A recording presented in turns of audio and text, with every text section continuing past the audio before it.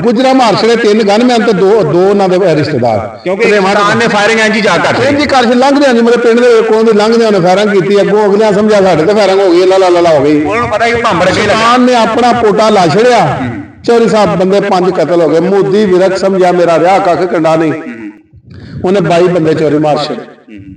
ਜੰਜ ਦੇ 22 ਬੰਦੇ ਮਾਰ ਛੜੇ, ਉਹ ਆਪਣੇ ਭਣੇਵੇਂ ਦਾ ਤੇ ਭਤੀਜੇ ਦਾ ਬਦਲਾ ਲੈਣ ਵਾਸਤੇ, ਆਪਣੇ ਗਨਮੈਨਾਂ ਦਾ ਬਦਲਾ ਲੈਣ ਵਾਸਤੇ 22 ਬੰਦੇ ਮਾਰ ਛੜੇ।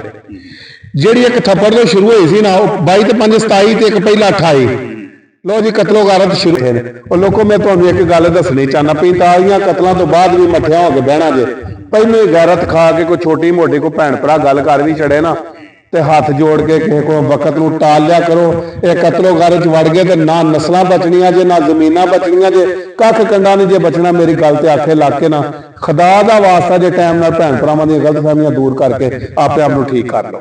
अस्सलाम जी दोस्तों, मेरा नाम है मोहम्मद यूनुस और आप देख रहे हैं YG टीवी। राना इरशाद साहब आज हमारे साथ फिर मौजूद हैं। जैसा कि आप जानते हैं कि 10 साल बेगुनाह इन्होंने जेल काटी थी और उसके आने के बाद फिर इन्होंने हमें बहुत सारे नसीहत आमोज जो वाकयात थे वो सुनाए थे। किस तरह जो बेगुनाह है वो वहां पर जाते हैं और किस तरह उनके साथ ज्यादती की जाती है जेल हुकाम की तरफ से। और उससे भी बड़ी बात ये इनका कहना है कि वहां पर जो लोग हैं वो कहानियां जब सुनाते हैं और जो अपनी आप बीती सुनाते हैं वो एक नसीहत के तौर पर मेरा दिल कर रहा है कि मैं बाहर आकर लोगों को सुनाऊं ताकि लोग मोटिवेट हो सके। आज भी इसी तरह का एक वाकया सुनाने जा रहे हैं जिनका कहना है कि एक थप्पड़ की वजह से 45 कत्ल हो गए सिर्फ एक शैतानी की वजह से। राणा साहब रोशनी डालें, क्या हुआ था? ਇਹ ਸਰ 1997 ਦੀ ਗੱਲ ਹੈ। ਗੁਜਰਾਂ ਦੇ ਵਿੱਚ ਇੱਕ ਪਿੰਡ ਹੈ ਛੰਨੀ ਵਿਰਕਾਂ, ਨਸ਼ਹਿਰਾ ਵਿਰਕਾਂ ਤਹਿਸੀਲ। ਉਹਦੇ ਚ ਵਿਰਕਾਂ ਦੇ ਗੁਜਰਾਂ ਦੀ ਨਾ ਆਪਸ ਚ ਪਹਿਲੋਂ ਤੂੰ ਮੈਂ ਸ਼ੁਰੂ ਹੋਈ। ਉਹਨਾਂ ਚੋਰੀ ਮੁਰਾਦ ਅਲੀ ਵਿਰਕ 1000 ਏਕੜ ਦਾ ਮਾਲਕ ਸੀ। ਮੈਂ ਤੁਹਾਨੂੰ ਦੱਸਣਾ ਇਹ ਚਾਹਨਾ ਕਿ ਨਾ 1000 ਏਕੜ ਰਹਿੰਦੇ ਨੇ ਤੇ ਐਂਡ ਕੀ ਹੁੰਦਾ ਹੈ। 45 ਕਤਲਾਂ ਤੋਂ ਬਾਅਦ ਵੀ ਸੁਲਹ ਤੇ ਸਿਆਣੇ ਲੋਕ ਜਿਹੜੇ ਨੇ ਉਹ ਲੜਾਈਆਂ ਨੂੰ ਟਾਈਮ ਨਾਲ ਆਪਣੀਆਂ ਨੂੰ ਠੱਪ ਲੈਂਦੇ ਨੇ। ਮੈਂ ਦੱਸਣਾ ਤੁਹਾਨੂੰ ਇਹ, ਸਾਡੇ ਨਾਲ ਹੁੰਦਾ ਸੀ ਇੱਕ ਬਾਬਾ ਵਿਰਕ, ਬਾਬਾ ਆਸ਼ਕ ਵਲਦ ਈਸਾ ਵਿਰਕ, ਛੰਨੀ ਵਿਰਕਾਂ ਤੋਂ ਹੁਣ ਬਜ਼ੁਰਗ ਨਾ, ਪੌਣੇ 7 ਫੁੱਟ ਉਹਨਾਂ ਦਾ ਕੱਦ ਸੀ ਤੇ ਮਾਸ਼ਾਅੱਲਾ ਪਤਾ ਲੱਗਦਾ ਇੱਕ ਭਲਵਾਨ ਖਲੋਤਾ ਹੈ। ਭਲਵਾਨ ਆਦਮੀ ਸੀ, ਜੈਨੂਇਨ ਭਲਵਾਨ ਆਦਮੀ ਸੀ। ਉਹਨਾਂ ਦੇ ਵਾਲਦ ਸਾਹਿਬ ਜਿਹੜੇ ਨੇ 1000 ਏਕੜ ਦੇ ਮਾਲਕ ਸਨ। ਚੋਰ ਸਾਹਿਬ ਉਹਨਾਂ ਦੀ ਪਰਿਆ ਪੰਚਾਇਤ ਵਿੱਚ ਬੈਠਿਆ ਬਾਬੇ ਵਿਰਕ ਨੇ ਇੱਕ ਗੁਜਰਾਂ ਦੇ ਬੰਦੇ ਨੂੰ ਝੰਡ ਮਾਰ ਦਿੱਤੀ। ਉਹ ਲੜਾਈ ਸ਼ੁਰੂ ਹੋ ਗਈ। ਥੋੜਾ ਜਿਹਾ ਟਾਈਮ ਗੁਜ਼ਰਿਆ ਤੇ ਗੁਜਰਾਂ ਦਾ ਇੱਕ ਬੰਦਾ ਉਹਨਾਂ ਥੋੜੇ ਮਾਰ ਕੇ, ਉਹਦਾ ਮੋਦੀ ਵਿਰਕ, ਉਹਦਾ ਛੋਟਾ ਭਰਾ ਸੀ ਤੇ ਵਾਰਸ ਵਿਰਕ ਤੇ ਬਾਬਾ ਆਸ਼ਕ, ਇਹਨਾਂ ਨੇ ਇੱਕ ਗੁਜਰਾਂ ਦਾ ਬੰਦਾ ਕਤਲ ਕਰ ਛੜਿਆ। ਉਸ ਚੰਡ ਦੀ ਬੁਨਿਆਦ ਸ਼ੁਰੂ ਹੋ ਗਈ। ਉਸ ਤੋਂ ਬਾਅਦ ਉਹ ਗੁਜ਼ਰਦਿਆਂ ਗੁਜਰਾਂ ਦੀ ਤੇ ਵਿਰਕਾਂ ਦੀ ਲੜਾਈ ਸ਼ੁਰੂ ਹੋ ਗਈ।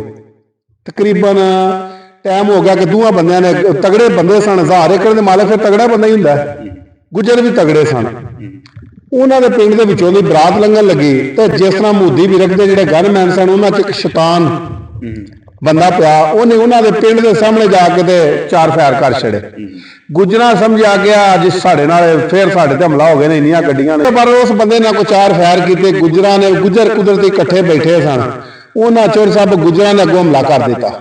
ਜਦੋਂ ਉਹਨਾਂ ਦੀ ਜੰਜ ਜਾਂਦਿਆਂ ਤੇ ਹਮਲਾ ਹੋ ਗਿਆ, ਉਹਦੇ ਵਿੱਚ 5 ਬੰਦੇ ਕਤਲ ਹੋ ਗਏ, ਜਿਹਦੇ ਵਿੱਚ ਇੱਕ ਸਾਬੀ ਚੱਠਾ ਉਹਦਾ ਭਣੇਵਾ ਸੀ, ਮਤਲਬ ਨਮੂਦੀ ਵੀ ਰੱਖਦਾ, ਇੱਕ ਭਣੇਵਾ ਤੇ ਇੱਕ ਭਤੀਜਾ, ਮਤਲਬ ਇੱਕ ਚੱਠਾ ਤੇ ਇੱਕ ਵਿਰਕ ਕਤਲ ਹੋ ਗਏ।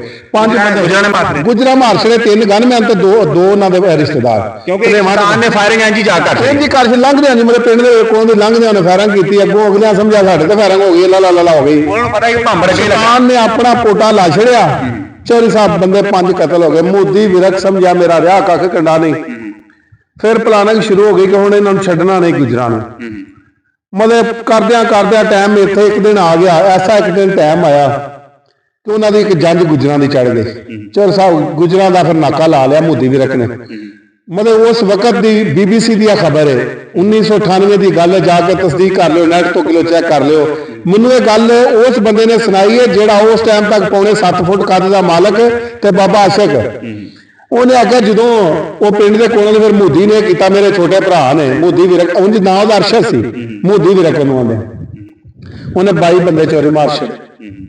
ਜੰਜ ਦੇ 22 ਬੰਦੇ ਮਾਰ ਛੜੇ। ਉਹ ਆਪਣੇ ਭਣੇਵੇਂ ਦਾ ਤੇ ਭਤੀਜੇ ਦਾ ਬਦਲਾ ਲੈਣ ਵਾਸਤੇ, ਆਪਣੇ ਗਨਮੈਨਾਂ ਦਾ ਬਦਲਾ ਲੈਣ ਵਾਸਤੇ 22 ਬੰਦੇ ਮਾਰ ਛੜੇ।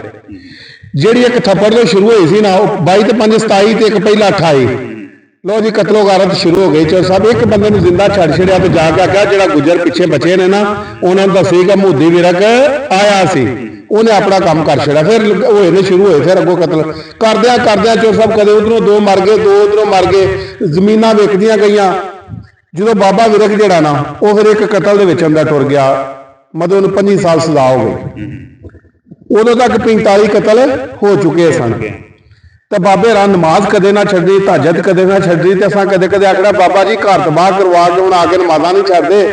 ਉਹਨਾਂ ਨੇ ਪੁੱਤਰਾ ਗੱਲ ਸੁਣ ਲੈ, ਸੋਚਾਂ ਉਦੋਂ ਵੀ ਨਹੀਂ ਆਣ ਗਲਤ, ਲੇਕਿਨ ਝੂਠੀ ਨਾ ਤੇ ਜ਼ਿੱਦ ਨੇ ਸਾਨੂੰ ਤਬਾਹ ਕਰ ਛੜੇ। ਬਾਬਾ ਜੀ ਨਮਾਜ਼ ਦੇ ਏਡੇ ਪੱਕੇ ਸਨ ਤੁਸੀਂ ਸੋਚ ਵੀ ਨਹੀਂ ਸਕਦੇ।